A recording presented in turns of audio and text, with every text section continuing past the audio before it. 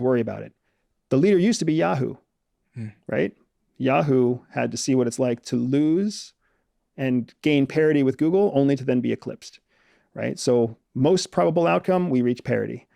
Second most probable outcome is that China does supersede us by small amounts, right? 5% GDP, 10% GDP. And the United States has to regain its momentum to try to gain back the edge. So now you have this cycle back and forth, right? Where for 5 years, China is the leading GDP. For 5 years, the United States is the leading GDP.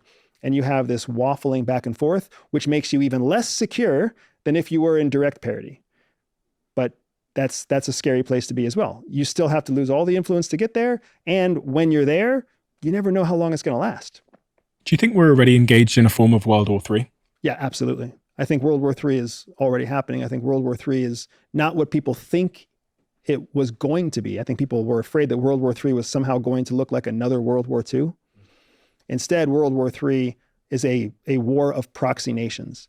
It's a war where smaller third world countries are competing against each other, and they're being funded by larger countries that are actually in conflict with one another.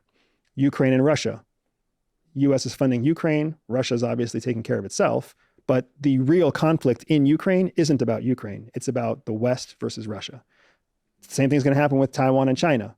When the time comes that China makes its biggest move on Taiwan, it's already made the small moves on Taiwan.